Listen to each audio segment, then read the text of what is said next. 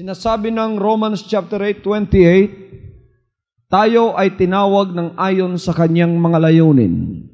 Alam ba ninyo ng Panginoon Diyos na tumawag sa atin ay may mga layunin? Bakit tayo tinawag? Isang example, ang material Israelites tinawag ng Panginoon mula sa Egypt. Sa pamumuno ni Moses, walang pinili sa kanila. Silang lahat pare-parehong tinawag. There were about 3 million Israelites who were called from Egypt. Tinawag sila, gumawa ng daan ng Diyos upang makalabas sila sa kamay ni Pharaoh at ng mga Egyptians. Hinabol sila ng Egyptian army. Binigyan sila ng isang dry land ng Diyos, biniyak ang Red Sea. Dumaan sila sa kalagitnaan ng Red Sea hanggang umahon sila sa kabilang ibayo. Humabol ang mga sundalo ni Pharaoh, ibinalik ng Panginoon ng tubig, silang lahat namatay. Milagro sa kanilang mga paningin. Lumakad sila ng 40 years sa wilderness. Hindi tumanda o hindi naging luma ang kanilang mga kasuotan at mga damit.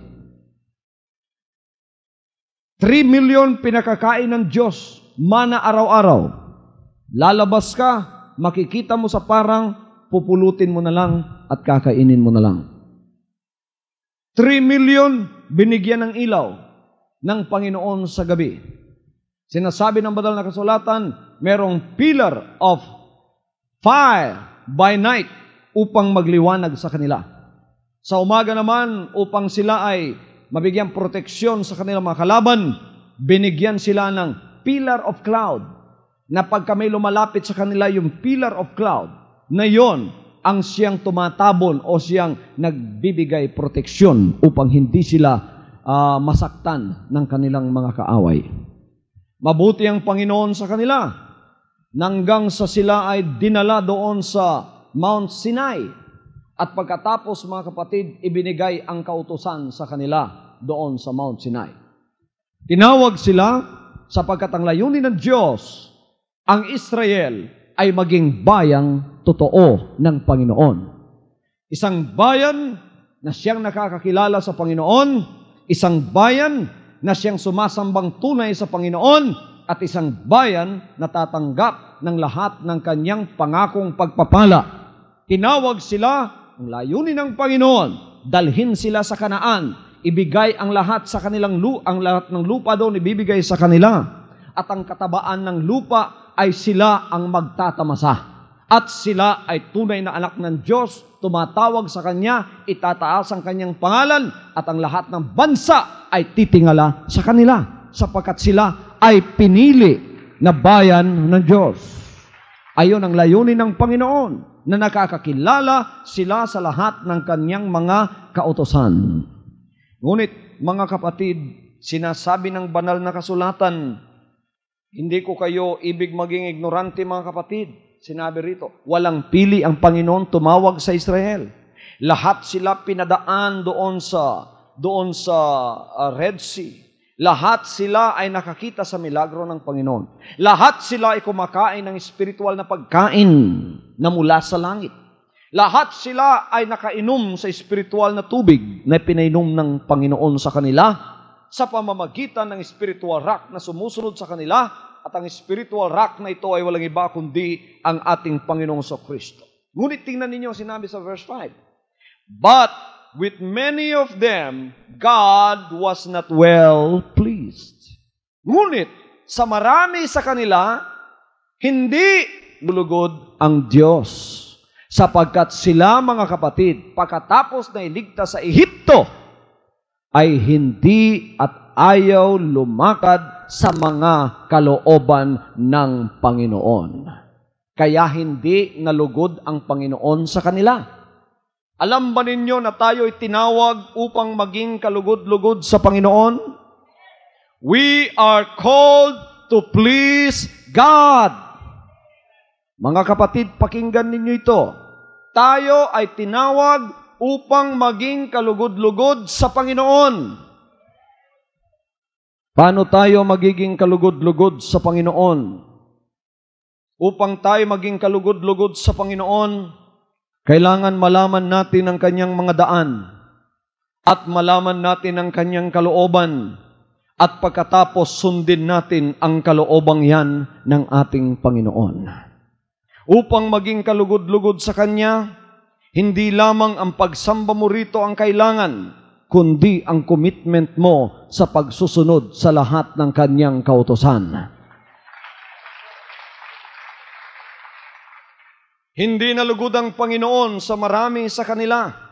Sinabi rito sa Hebrews chapter 3, verses 1 to 12, "Wherefore, holy brethren, partakers of the heavenly calling, consider the apostle and high priest of our profession, Jesus Christ, who was faithful to him that appointed him, as also Moses was faithful in all his house.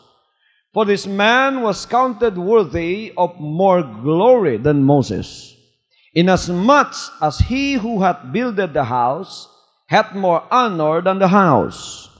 For every house is builded by some man, but he that built all things is God. And Moses verily was faithful in all his house as a servant for a testimony of those things which were to be spoken after. But Christ as a son over his own house, whose house are we, if we hold fast the confidence and rejoicing of the hope firm unto the end. Wherefore, as the Holy Ghost saith, today, if you hear His voice, harden not your hearts, as in the provocation." Ngayon, pagka naririnig ninyo ang boses ng Diyos, huwag ninyong patigasin ang inyong puso, tulad ng ginawa nila noon. Narinig ba ninyo yon, mga kapatid? Huwag ninyong patigasin ang inyong puso tulad ng ginawa nila doon sa wilderness o sa ilang. "When your fathers tempted me, proved me, and saw my works 40 years. Sabi niya rito, nang ang inyong mga ama, tinempt nila ako, sinubukan nila ako, pagkatapos nakita nila ang mga gawa ko sa loob ng 40 taon. Anong ibig sabihin doon na tulad ng mga ama ninyong nag-tempt sa akin, sinubukan nila ako, nakita lang mga gawa ko. Pagka sinusubukan mo yung isang tao, palagi mong gustong patunayan niya sa iyo kung siya ay tunay. Sige nga, patunayan mo nga tunay ka para maniwala kami. Binuksan ng Red Sea. Dapat sapat na yon. Pagkatapos sinabi na, sige nga, patunayan mo nga sa amin, pakakainin mo nga kami, pinakain sila. Nung pinakakain sila ng mana, sinubukan na naman. Ano na naman ang sinabi? Sige nga, patunayan mo nga sa aming totoo ka, bigyan mo kami ng karne. Pagkatapos, mga kapatid, ang lahat ng quails pinalipad doon sa kanila. 40 years, they were not content. They always tried God. They always proved God. They always tempted God. Palagi ang Diyos pinatutunayan sa kanila. Pagkatapos mapatunayan ng Diyos sa kanilang buhay siya, totoo siya, matutuwa na naman sila. Pero, yun pala, hanggang ngayong araw lang yun. Bukas pala, naku, mahina na naman siya, sasabihin na naman sa Panginoon, okay nga, sige nga Panginoon, patunayan mo nga buhay ka. Mga kapatid, ayaw pala ng Diyos ang mga bagay na yan. Yan pala, mga kapatid, ay hindi ka lugod-lugod sa Kanyang harapan. Sapat ng ikaw ay binago ng Panginoon upang mapatunayan mong siya ay buhay sa iyo. Kaya, anong sinabi ng verse 10? Wherefore, I was grieved with that generation, and said, they do always err in their heart, and they have not known my ways. Anong sinabi niya dito sa verse 10? Dahil dito'y nagalit ako sa lahing ito. Nagalit ang Panginoon. Sa Bisaya pa, nasuko ang Ginoo. Dahil dito'y ako'y nagalit. Bakit siya nagalit? Dito sa verse 19, na doon ako tinukso ng inyong mga magulang sa pagsubok sa akin, at 40 taon na nakakita ang aking mga gawa. Dahil dito'y naggalit ako sa lahing ito at aking sinabi, laging sila'y nagkakamali sa kanilang puso. Ngunit hindi nila nangakilala ang aking mga daan. Biro mo yan mga kapatid, 40 taon kasama nilang Panginoon, palaging nagkakamali. Bakit? Sabi ng Panginoon, kasi hindi nila nakikilala ang aking mga daan. Mga kapatid sa Panginoon, pagka matagal na tayo sa Kanyang paglilingkod, kailangan tayo ay kalugod-lugod at nakikilala na natin ang daan ng ating Panginoon upang hindi siya magalit sa atin. Kaya nung nagalit ang Panginoon, ano ang Kanyang isinumpa? So I swear in my wrath, they shall not enter into my rest.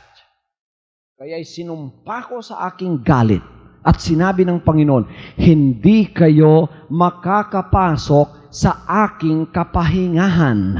Ang kapahingahan ng Panginoon, walang iba kundi sa atin ngayon, ang bagong Jerusalem. Doon naman sa material Israelite, yung Canaan.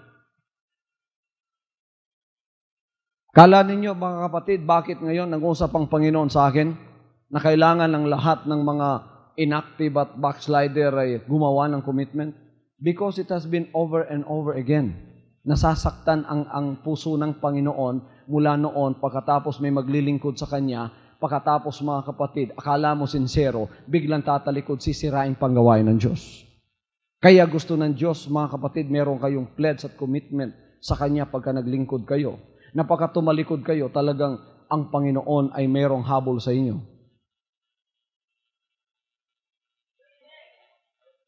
Ayaw ng Panginoon na masaktan pa ang Kanyang gawain o ang Kanyang Espiritu. Kailangan pa naglilingkod tayo ngayon. Serious tayo sa paglilingkod. Tingnan nyo rito. Naisumpa ng Panginoon, sabi niya, hindi kayo makakapasok sa aking kapahingahan.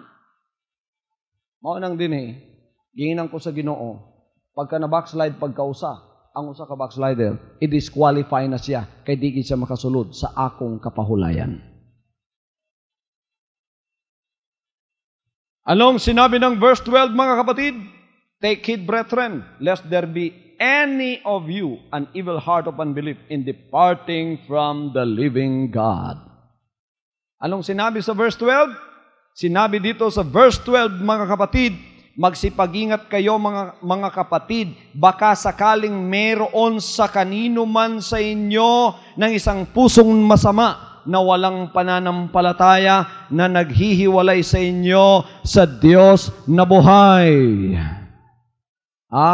Kaya hindi pwede yung alinlangan dito, yung palaging nagda-doubts. Yung doubts mo, yun ang papatay sa paglilingkod mo. Aalisin ka ng Panginoon. And the Lord said, you will not be worthy to follow in this ministry of mine because those that will follow me should have faith. Hebrews 11:6, without faith, it is impossible to please God. Sunod ka lang sunod sa Diyos, wala kang pananampalataya, kaya katagalan, ano mangyayari sa'yo? Maging critic ka na lang. Pagkatapos mga kapatid, lahat na lang nakikita mo, masama na. Lahat ginagawa mong masama. Pagkatapos mga kapatid, yung espiritu mo, hindi na maganda sa harap ng Diyos. Ayaw ng Diyos yan. Gusto niya pagka sumunod ka sa Kanya, may pananampalataya ka. Pagka may pananampalataya ka, nalulugod ang Diyos sa iyo. Pagka may pananampalataya ka, makikilala mo ang Kanyang mga gawa. At pagkatapos makakasunod ka sa Kanyang mga daan. We are called to please Him. Tayo ay tinawag upang maging kalugod-lugod sa ating buhay na Diyos. Tingnan ninyo mga kapatid ang sinabi riyan ng Panginoon. Pakatandaan natin yan. Kaya sabi niya, ako'y nagalit sa lahing ito. At pagkatapos sinasabi kong palagi sila nagkakamali sa kanilang mga puso at hindi nila nakakakilala ang aking mga daan. Kaya nagalit ang Panginoon sa kanila. Tayong mga anak ng Diyos, sa spiritual na ministry, na binigyan ng isang spiritual na Moses, at kayo'y ginawang spiritual Israelite, at spiritual Jerusalem ang pupuntahan natin. Huwag nating sundan ang kanilang mga hakbangin tulad ng ginawa nila doon na sinabi ng 1 Corinthians chapter 1 verses to 10, 1 to 10 to 1 to 12. Anong sinabi niya? Sinabi niya, iyon ay isinulat upang maging example sa atin na huwag tayong sumunod sa kanilang mga kalikuan. At yan ay binigay upang maging example na tayo ay lumakad sa katuwiran ng ating Panginoon Diyos. Tinawag tayo ng ayon sa kanyang mga layunin. Ano pang layunin ng Diyos? Bakit tayo tinawag? Tinawag tayo sa layuning tayo ay kailangang magkaisa. Ang unity ba ay kalooban ng Diyos? Tingnan natin ang Psalms chapter 133 verse 1. Behold, how good and how pleasant it is for brethren to dwell together in unity. Behold, how good and how pleasant it is for brethren to dwell together in unity. Masdan ninyo na pagkabuti at pagkaligaya sa mga magkakapatid na magsitahang magkakasama sa pagkakaisa. Ang lahat ay magsabing pagkakaisa.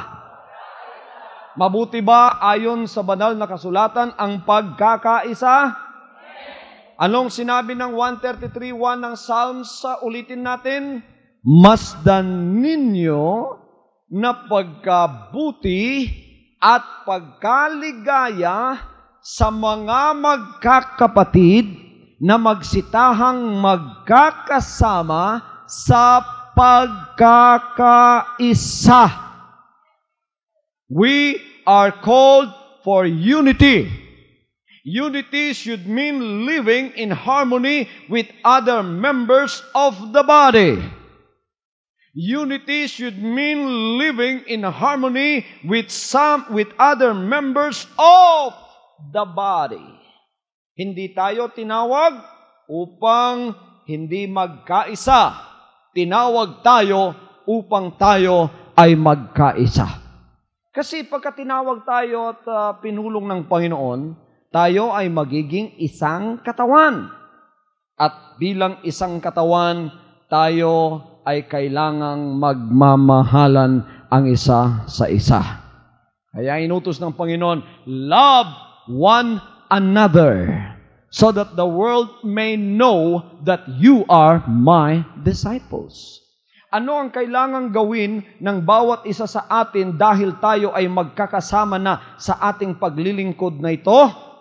Dito sa Ephesians chapter 4 verse 3, ibinigay ang responsibilidad ng bawat member na kadugtong sa katawang ito. Anong sinasabi ng Ephesians chapter 4 verse 3? Na pagsakitan ninyong ingatan ang pakikipagkaisa sa Espiritu sa tali ng kapayapaan. Endeavoring to keep the unity of the Spirit in the bond of peace. Ang ibig sabihin, mga kapatid, talagang pagsikapan natin na yung pagkakaisa natin ay hindi mawawala. To endeavor means to give an extra effort in order to bind. Endeavoring to keep the unity of the Spirit in the bond of peace. Pagsikapan natin ang ating pagkakaisa ay manatili sa pamamagitan ng tali ng kapayapaan. Hindi tayo tinawag ng Panginoon upang tayo ay magkakawatak-watak. Tinawag tayo upang magkakasundo-sundo na bilang bahagi ng kanyang katawan. Anong sinasabi ng 1 Corinthians chapter 12? Mga kapatid, napakaganda ng sinasabi ng 1 Corinthians chapter 12, magpapasimulang verse 12. For as the body is one and hath many members, and all the members of that one body, being many, are one body, so also is Christ. For by one Spirit are we all baptized into one body, whether we be Jews or Gentiles, bond or free, we have been all made to drink into one Spirit. For the body is not one member, but many. If the foot shall say, because I am not the hand, I am not of the body, is it therefore not of the body? If the ear shall say, because I am not the eye, I am not of the body, is it therefore not of the body? If the whole body were an eye, where were the hearing? If the whole were hearing, where were the smelling? But now hath God set the members, every one of them, in the body, as it hath pleased Him. Pagkatapos sa verse 25, that there should be no schism in the body, but that the members should have same care one for another. Tingnan ninyo mga kapatid, ang key verse ng 1 Corinthians 12 ay ang verse 12 at verse 25. Yun na lang babasahin natin sa wikang Tagalog. Anong sinabi sa verse 12? Sapagkat kung paano ang katawan ay iisa at mayroong maraming mga sangkap at ang lahat ng mga sangkap ng katawan, bagabat marami, ay isang katawan. Gayon din naman si Kristo. Verse 25, upang huwag magkaroon ng pagkakabahabahagi sa katawan, kundi ang mga sangkap ay magkakaroon ng magkakasing isang pag-iingat sa isa't isa. Hindi layunin ng Diyos na tinawag tayo, idinugtong tayo, paa, kamay, katawan, lahat nagkakadugtong, pagkatapos mag-aaway-away ang ating katawan. Mayroon ka bang nakitang katawan, inaaway ang paa? Mayroon ka bang nakitang kamay, inaaway ang ulo? Mayroon ka bang nakitang paa, inaaway ang ibang bahagi ng katawan? Look, our parts of the body are given to us for the care and good of the body. Kayo, member ng katawan ni Kristo, kayong lahat. Lahat ng member ng katawan ni Kristo dito, itaas ang kamay. Anong layunin ng Diyos? Bakit kayo nilagay dito? Upang tulungan ninyo ang katawan ni Kristo. Upang tulungan ninyo ang katawan ni Kristo. Upang, anong bahagi kayo sa katawan ni Kristo? Sino rito ang nakaka-feel na sila'y kamay? Sino ang nakaka-feel dito na sila ay paa? Napi-feel lang ninyo. Sige, taas ninyo mga kamay ninyo. Sino ang nakakaramdam nito na siya ay kamay ni Kristo? Nadadama ninyo na kayo ay paa ni Kristo? Nadadama ninyo na kayo ay mata ni Kristo? Nadadama ninyo na kayo ay tenga ni Kristo? Bingi ba si Kristo? Kaya kung may naririnig kayo isang bagay na hindi mabuti para sa katawan, magiging inimical sa katawan, sinasabi ninyo sa ulo, naku, huwag kang pupunta dyan. Masama yan. Narinig ng katawan yun. Pinupunta ba ng paa ang katawan sa bandang masama? Pinupunta ba ng kamay ang katawan kung saan masama? Hindi mga kapatid. Iyan ang lahat ng parte ng katawan mo ang kanilang ginagawa, kabutihan para sa katawan. Hallelujah. All of these are joined in one. There is unity in the body. Kaya pag kami nakikita kayong sumisira sa unity ng katawan, gusto niya ang bahagi ng katawan ng paa o kamay, awayin nila ang ulo, naku mga kapatid, putulin na natin yan. Sapagkat hindi katawan ni Kristo yan.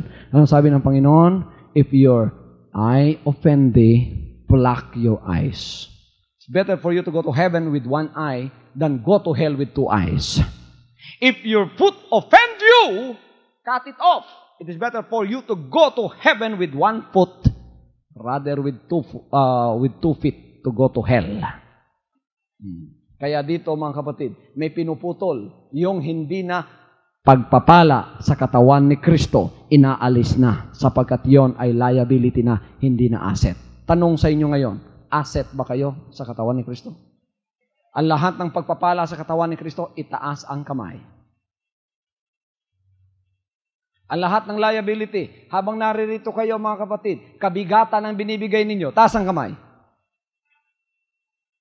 Kaya sabi ng Panginoon sa mga backslider at mga inactive, mga anak, hindi magtatagal maging liability yan, kaya kailangan gamutin mo na. Injectionan mo na. Kung masisave mo, isave mo. Kung hindi na, etong lagari, putulin mo na. Marami-rami rin, mga kapatid. Kaya ini-inspection ko ng lahat ito. Kayong mga inactive, kung ma-active pa kayo, pa-activein kayo. I-injectionan kayo ng masalita ng Diyos. Pagkatapos kung hindi na, talagang mababackslide na, sasabihin niyo, talagang dito na ako. Praise the Lord. We will gladly cut you off from the body of Christ. Because you are now a liability. Hindi ka na pagpapala. Kaya aalisin ng Panginoon. Utos ng Panginoon yan. Upang ang pagkakaisa ay mananatili hanggang sa kanyang pagbabalik. Unity should mean sacrifice for a cause. Ang pagkakaisa, ang ibig sabihin, ikaw ay magsasacrifice para sa isang kausa. Are you sacrificing for a cause? Sacrifice means deny yourself. Sacrifice your life for the cause of Christ. The result is blessings. Sinasakripisyo ba ninyo ang inyong buhay para sa kausa ni Kristo? Praise the Lord. Kailangan tayong lahat, mga kapatid, gumagawa niyan. We sacrifice our lives for the cause of Christ. The result is blessings. Pagpapala ang magiging resulta niyan. Kaya tayo dito, kung anuman ang mga pagkakataong tayo makatulong sa gawain ng Diyos, ginagawa natin ang pagtulong. Kahit that means mawawala sa atin ang tulong na yan, dapat itulong natin sa sarili natin. Ngunit mga kapatid, nakita natin na mas mahalaga yung cause ni Kristo, binibigay natin doon ang tulong na yan, pagpapalain ka ng Panginoon sapagkat yan ang isang bagay kung bakit ikaw tinawag ng Panginoon. Ang layunin niya ay pagkakaisa. Kung ang pagkakaisa, mga kapatid, ay nangangailangan ng sacrifice and sufferings, ginagawa ba natin yon? Kailangan gawin natin yon, sapagkat yon ay kaibig-ibig at yon ay kapuri-puri sa harap ng Panginoon. Ang resulta niyan ay pagpapala. We are not only called for unity, we are also called for obedience. We are called to obey. Everybody says, I am called to obey. Nabasa na ba ninyo yung 1 Corinthians chapter 10 verses 1 to 12? I-review ninyo yon pag-uwi sa bahay ninyo. Hindi tayo tinawag para maging rebelde sa simbahan, para maging rebelde at disobedient sa katawan ni Kristo. Tayo ay tinawag upang maging masunurin sa kanyang kalooban.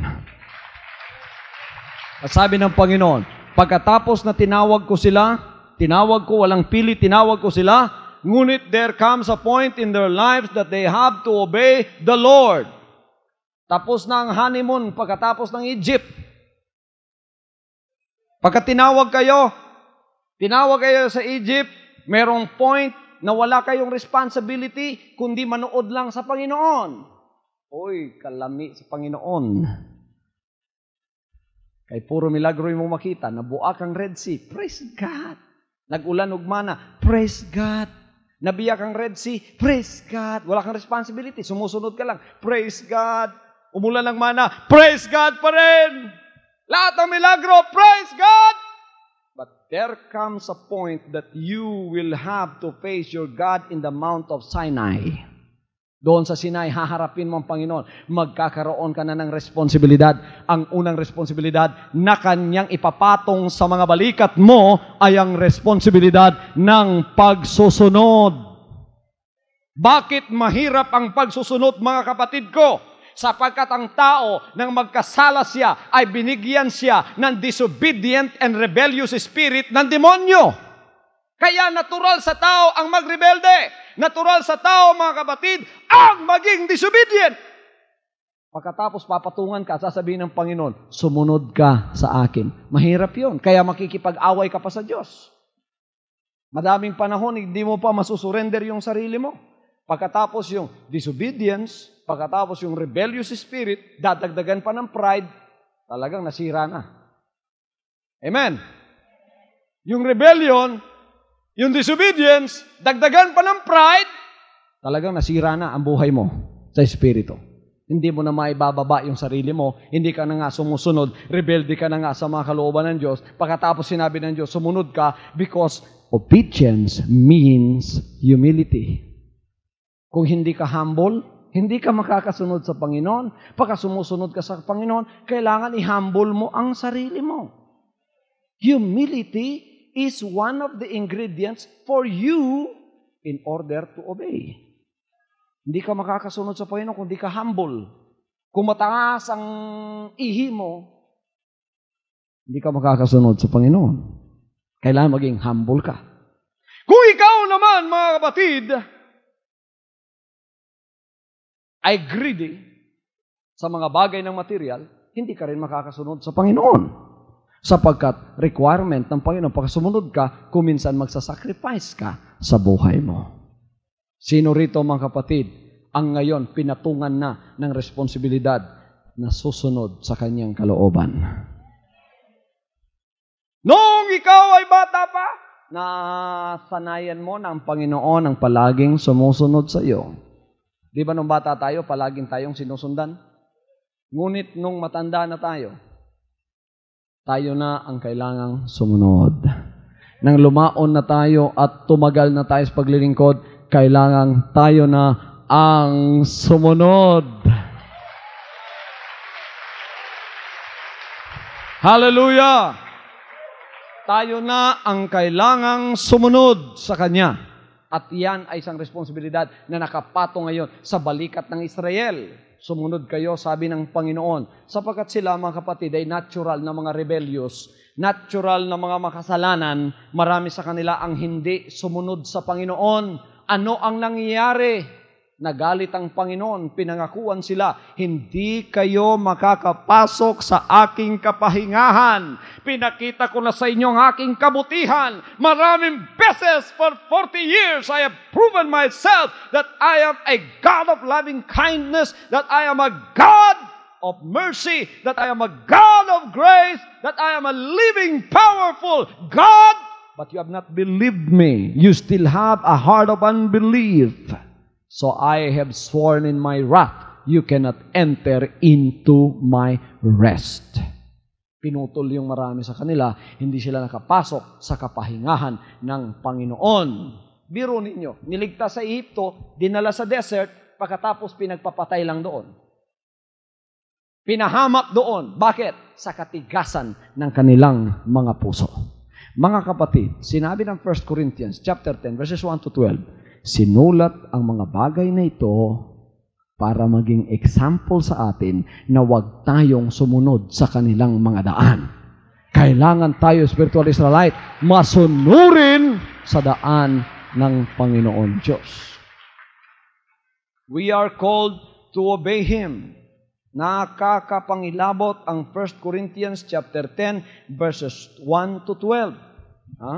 Now, all these things were our examples, to the intent we should not lust after evil things, as they also lusted. Neither be ye idolaters, as were some of them, as it is written, the people sat down to eat and drink, and rose up to play. Neither let us commit fornication, as some of them committed, and fell in one day 23,000. Neither let us tempt Christ, as some of them also tempted, and were destroyed of serpents. Neither murmur ye. Ano sa Tagalog ang murmuring? Tingnan natin, mga kapatid, sa verse 10. Verse 10, chapter 10, verse 10. Ni wag kayong mangagbulong-bulungan, na gaya ng ilan sa kanila na nangagbulungan at nangapahamak sa pamamagitan ng mga mangwawasak.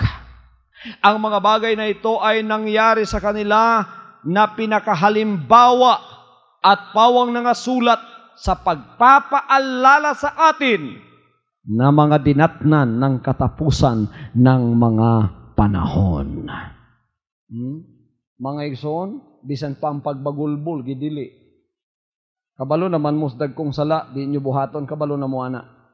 Pero kanang pagbagulbol, abi ninyo igsoon, equivalent diya po nas dagkong sala. Bagulbulan bitaw. Siglag bagulbol. Gamay ra bitaw ni sala, bagulbol raman. Maliit na kasalanan naman ito eh. Bulong-bulungan lang, pinagbubulong-bulungan. Si pastor, di man nalagad sa Ginoo ba? Supako na nato na, di man anointed ba? Kanang bulaton diha, pangwarta na, tanan.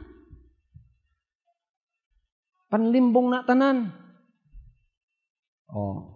Murmurings. Pakanay pledges, magulbol sa ta. Pagkauman hatag. Hatag man lang din, gulbol pa. Huwag kayong mga bubulong-bulungan. Sa English, murmurings. Equivalent din yun ng malaking kasalanan. Nang sila, mga kapatid, ay nagmurmuring sa anong ginawa, lumitaw ang mga ahas at pinagkakagat silang lahat. Biro ninyo, one day mamamatay 23,000. Kaya sabi niya rito, sinulat ito para sa atin na pinakahalimbawa na huwag sundin ang kanilang mga kalikuan. Kaya sinabi sa verse 12, kaya't ang may akalang siya'y nakatayo, mag-ingat na baka mabuwal. Kaya huwag kayong magyabang, ano? Huwag niyo sabihin, naku, tatalikod ng lahat, ako mananatili kay pastor. Huwag kayong manghambog, huwag kayong magyabang na ganyan ang gagawin ninyo sapagkat ang pagyayabang ninyo, kung magyabang man kayo, sa Panginoon. Habang nandito dyan ang Panginoon, pinaglilingkuran ko siya at siya'y may awa sa akin, praise the Lord, mananatili ako sa Kanya hanggang sa Kanyang pagbabalik. We are called to obey. So, hindi pwede ang rebellion at hindi pwede ang disobedience sa katawan ni Kristo. Amen ba? Pagka kayo ay rebellious na at disobedient, you are already out of order. Aayusin kayo kung maayos pa. Kung hindi na maaayos, itatapon na kayo ng Panginoon. Pagka masunurin lamang ang kanyang kinakailangan sapagkat yan ang isa sa kanyang mga layunin. Tinawag kayo upang hindi maging Satanas. Tinawag kayo hindi upang maging Lucifer. Tinawag kayo hindi upang maging Datan, Abiram at Korah. Tinawag kayo hindi upang maging Judas. Tinawag kayo hindi upang maging demonyo. Tinawag kayo upang sumunod at makatanggap ng mga pagpapala. Kaya sinasabi ng Panginoon sa Deuteronomy 28, if you obey me with all of your heart, this blessing shall overtake you. Kung kayo'y susunod sa akin ng buong puso ninyo, ang lahat ng mga pagpapalang ito ay susunod sa inyo. Obedience ang siyang susi ng ating mga pagpapala. Pagkatapos tinawag tayo ng Panginoon ayon sa kanyang layunin upang gawin ang pinakamalaking gawain sa buong sanlibutan. We are called to do the greatest work on earth, to conquer the world through evangelism. Anong sinabi niya sa Mark 16:15? Go ye into all the world and preach the gospel to every creature. He that believeth and is baptized shall be saved. Hallelujah! Mga anak ng Diyos, makinig kayo sa akin. Dito sa Jesus Christ, the name above every name, hindi tayo tinawag dito upang magrebelde. Hindi tayo tinawag dito upang makipag-away sa pastor. Hindi tayo tinawag dito upang magbulong-bulungan at magmurmuring. Hindi tayo tinawag dito upang maging Judas. Hindi tayo tinawag dito upang maging Lucifer. Hindi tayo tinawag dito upang kagatin ng kamay. Hindi tayo tinawag dito upang awayin ang ulo. Hindi tayo tinawag dito upang ang paat ang kamay ay pag-awayin mo. Sabihin mo sa kanya, naku, anong sinasabi niya sa iyo? Naku! Pagkatapos sasabihin mo, babaligtarin mo naman yung sinabi mo doon. Pinapag-away mo yung dalawa. Hindi tayo tinawag dito para dyan. Tinawag tayo rito para gawin ang pinakamalaking gawain sa sanlibutan ito. Ano yan? Na tayo mga kapatid manaig sa buong sanlibutan sa pamamagitan ng Ebanghelyo ng Panginoon, pangangaral ng magandang balita at pagliligtas ng mga kaluluwa. Yan ang pinakamalaking gawain kung bakit ang Jesus Christ, the name above every name ministry, ay naririto sa ibabaw ng lupang ito. Kaya inanointan yung pastor, kaya itinayo, mga kapatid, ang ministry ito. Gusto ng Panginoon i-invade natin ang buong sanlibutan. Sa pagpapasimula pa lang ng ministry ito, praise God, pinakita sa akin ang buong sanlibutan ng Panginoon. Ipinakilala kahit ang mga bansa na pupuntahan ng ministry ito. Ipinakilala, mga kapatid, na ito, isang araw ay makikita sa television sa buong sanlibutan.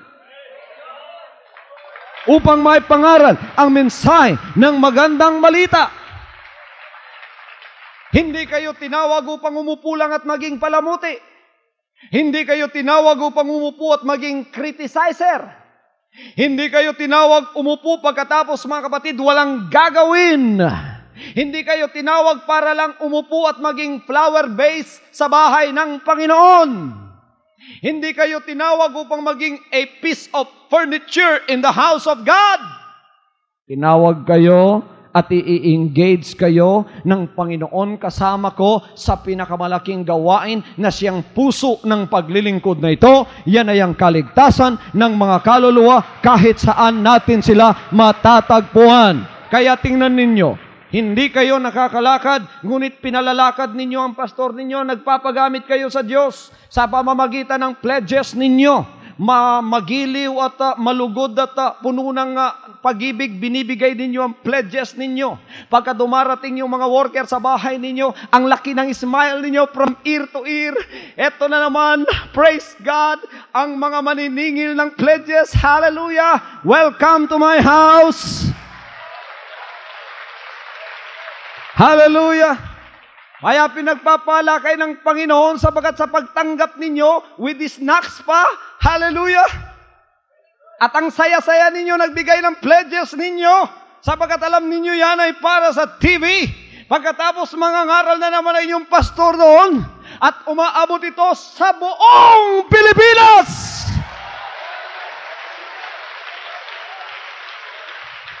Kaya naman ang dividends ng inyong ginagawa, kahit hindi kayo nakakalakad, nakakapunta. Pagka ako'y pumupunta sa mga concert crusade, naku mga kapatid, tingnan ninyo kung ano naman ang dividend ng pledges na ginagawa ninyo. Bawat sentimong binibigay ninyo, isang kaluluwa ang naaabot sa pangangaral na magandang balita. This ministry needs you also because you are the hand of God in which the money of God from heaven is passing through. That's why when you give your pledges, you are giving it with all of your love. You need me, I need you, we need the Lord needs us, and we are doing all together the work of the ministry in preaching the gospel to every creature.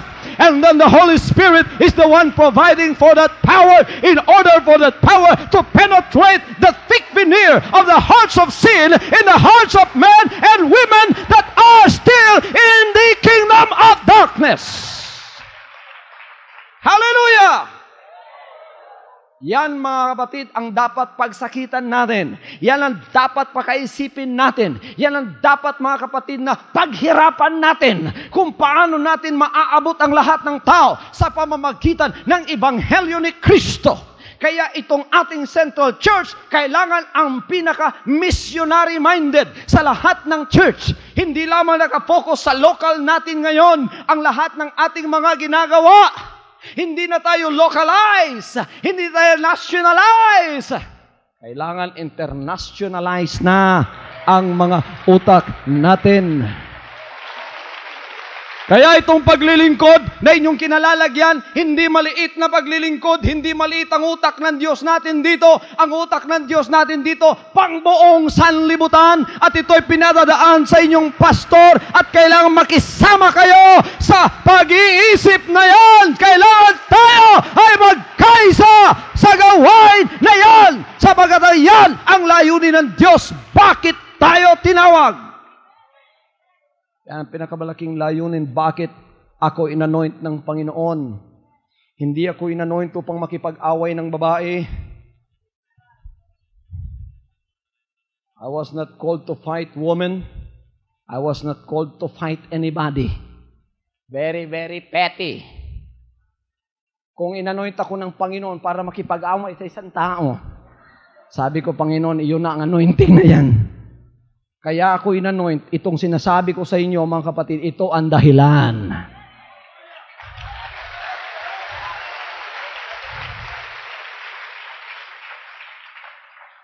Hindi ako inanoint para bigyan ng 1,000,000, tatakbo na ako. Yun ang anointing.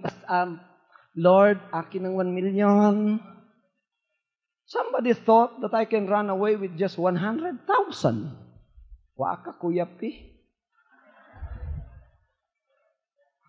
Isang pag-usa ka billion, di na ko ikambyo ang akong anointing.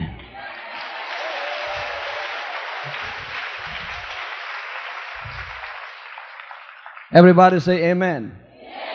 You can have all of the world. Don't take my anointing away. Bisan sa tamayong, mubalik na lang ko dito, sa tagoy na lang ko igsoon, mga unggoy na akong kauban dito, ang akong anointing, di na ko ikambyo. Praise God. Kinira ba nga akong inasulti igsoon, tinuot ni. Tinuot ni, kaya nasulayan ako. Di na ko sulayan pa, kaya nasulayan ako. I don't have to be tried with money because the Lord already tried me with money. And I passed. Diba sa korte, basta gitry na kagkausa, di na ka pwede try kaduha. That is double jeopardy.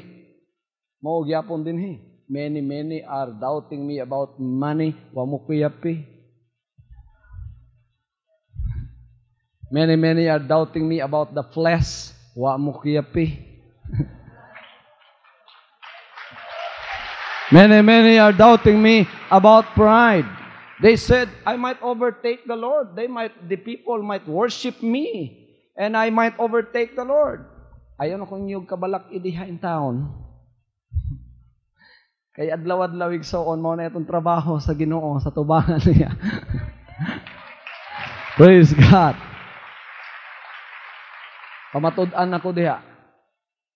Gikan ko sa kapag ka-ebanghilista nga kuyaw kayo, gihimo kong boy sa Ginoo. Gipakigubang kog tao, ang sulti sa Dios nako mao ni, ikaw may tighuga sa iyang plato, ikay tigbitbit sa iyang sapatos.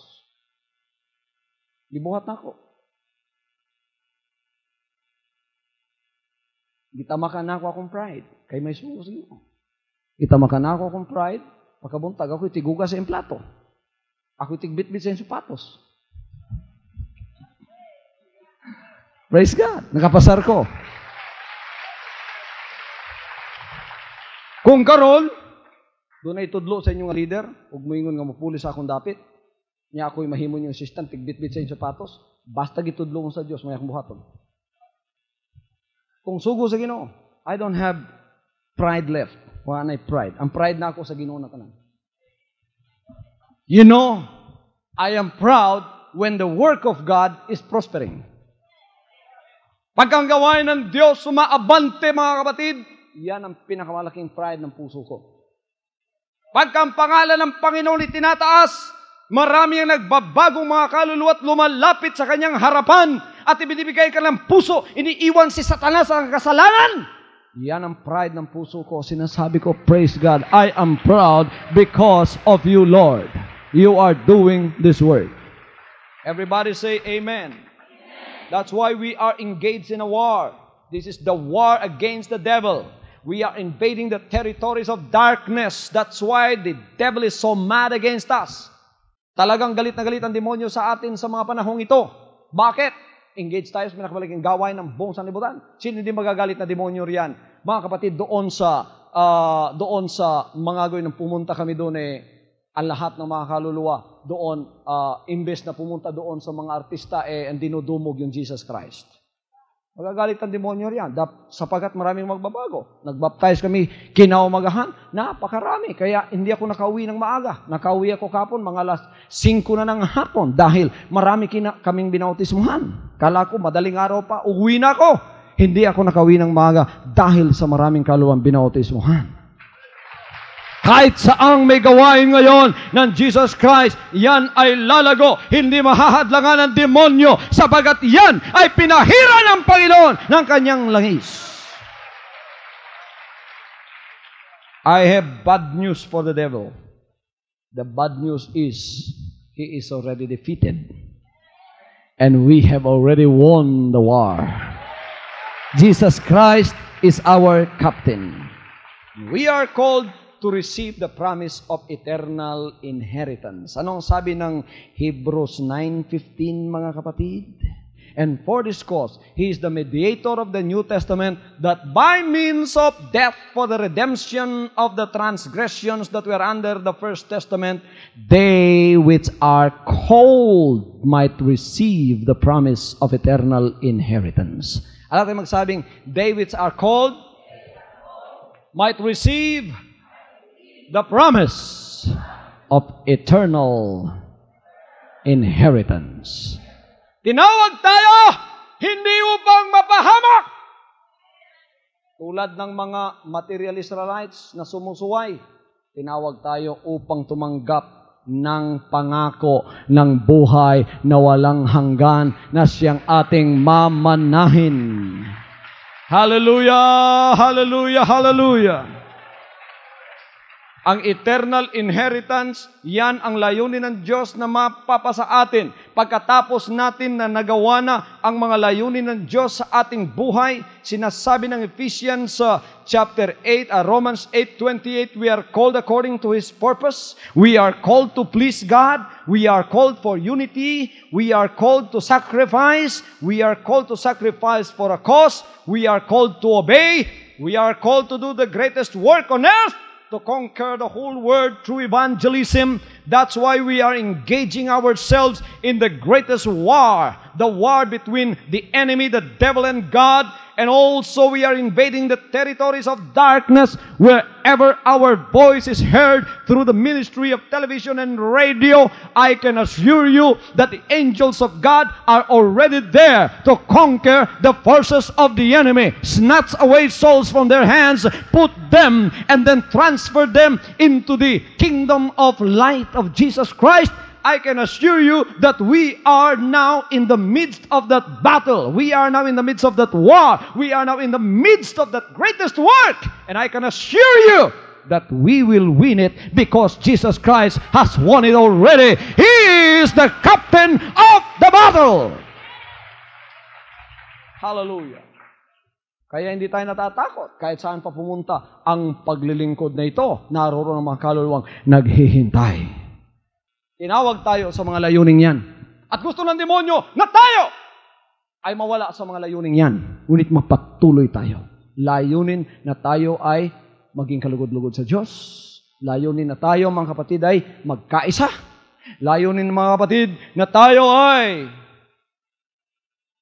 sumunod. Layunin na tayo ay gumawa sa pinakamalaking gawain ng sanlibutan ito.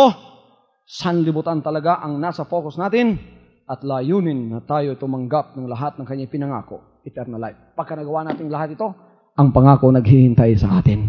Isang araw, tatawagin na tayong lahat at sasabihin, anak, tapos na ang trabaho mo. Anak, tapos na ang mga trabaho ninyo. Good work. My son, this is the purpose of your anointing. Itong purpose ng anointing ko. Pagka naabot ko ng sa buong sanlibutan, mga kapatid, na ipangaral ko ng magandang balita, I am now ready. Sasabihin ko sa Panginoon, Panginoon, I am ready to receive my eternal inheritance together with all of the children of God who sacrificed and suffered for this cause. Praise God. Tayo tatanggap ng ito. Di ba masarap pumunta sa langit na mayroon tayong ginawa dito? Di ba masarap pumarap sa Panginoon pagkatapos, alam mo, mga kapatid, nagkapangus-pangus ang imong tuhod sa kanang pagpaningkamot para sa iyang bulaton? Di ba masarap pumarap sa langit pagkatapos na ikaw nag-sacrifice dito, alam mo, hindi mo na magagawa, ginawa mo pa para sa Panginoon? Di ba masarap pumarap sa Kanya? Kaya kayo namang mga doubtful, hindi kayo makakapunta doon eh. Bakit? Hindi masarap pumarap sa Panginoon na pagkatapos sasabihin mo, Panginoon, ikaw na ba talaga yan? Ikaw ba na, Lord? Pasigyawa ka, Lord. Di, jud ka pa doon sa langit na. Mao na ang kamong mga dilibog na o diliinit, dalhon mo sa langit, ang tanang mo sa langit, excited. Lahat ng pumunta sa langit, excited. Praise God! I can see my Lord face to face! Hallelujah! Ito lang matagal kong pinakahihintay. Yung mga active yan. Ito lang pinakahihintay kong hinihintay. Hallelujah! Kaya ako ay nagbuhos ng buong buhay ko upang ang moment na ito, makita ko ang Panginoon. Excited ka? Kaya yung inactive, hindi pupunta doon. Anong inactive? Hindi mainit, hindi malamig. Pupunta ka sa langit, excited lahat, ikaw? Ambot lang, sige lang.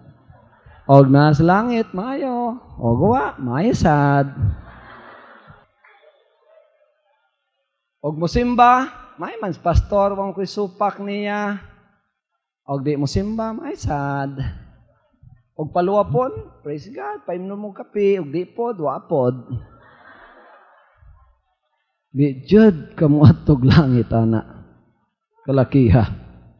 Pag-abot ni mo sa langit mo yung ka nga, niya diri, mayo man, langit, guwapo man. O gibalik sa libutan, sugot sad.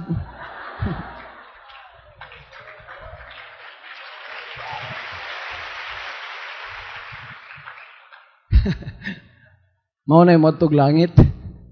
Niya pakigatubangan ni mo dito, si Pablo nga gibitay. Tapos si Juan Bautista giputlag liog. Si Pedro ang gisunog, gibitay. Muna yung mga tubangon dito. Pedro, yun sa man yung pagkatog langit. Gibitay o sako, gisunog.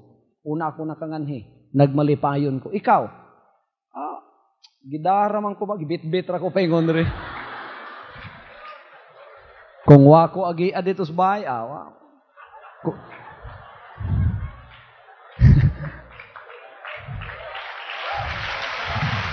Praise God. Lamang kay pag-rapture sa worker, sigig follow-up na ako, nakahindom-nom siya na ako, bet-bet ko pa yung langit.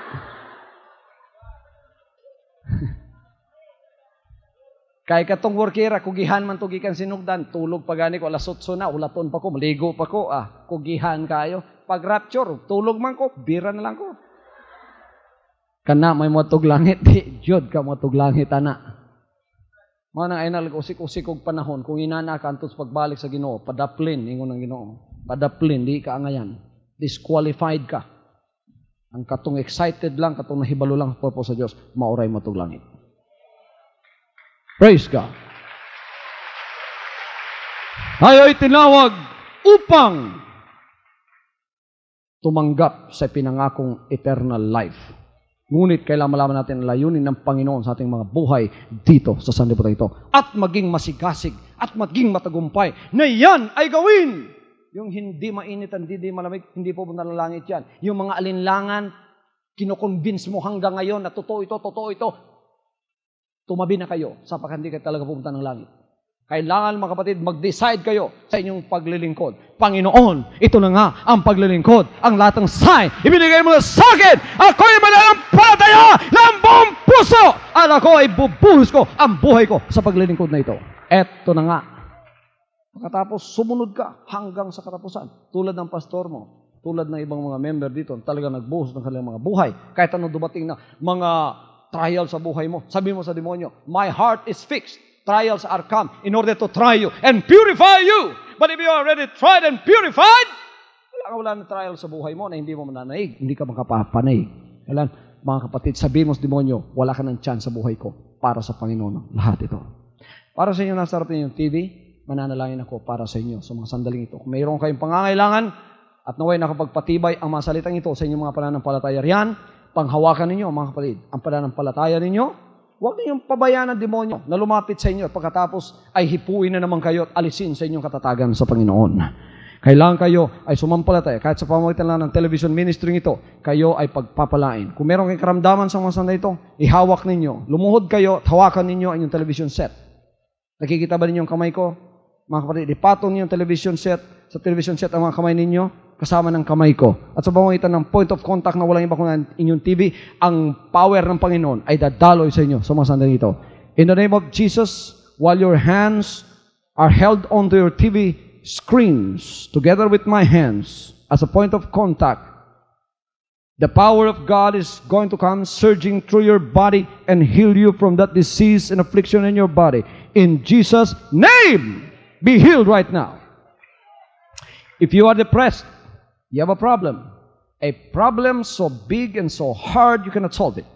And then, there is no solution for the problem. It seems that there is no solution for the problem. And you seem to be depressed, even contemplating to commit a suicide. Right now, give the Lord a chance and a hope in your life. Put your hands on the TV screen. You will feel the power of God right now. In the name of Jesus Christ, I command that spirit of depression, because of that problem given you by the enemy, you are contemplating suicide. In the name of Jesus Christ, spirit of depression be lifted up from that mind, from that heart, from that body. Be delivered in the name of Jesus right now. Let the joy, peace of the Lord come into your mind and come into your heart. Ngayon din, ang kapayapaan at ang kagalakan ng Panginoon ang siyang pupunta sa puso mo. Purihin mo siya sapagkat malaya ka na. Ikaw na ngailangan kaligtasan. Ang Espiritu ng kaligtasan, Panginoon, papasukin mo sa Kanya sa mga sandaling ito na siya ay makakasama sa butil na pananampalataya at maglingkod sa inyo ng buong buhay niya. In Jesus' name.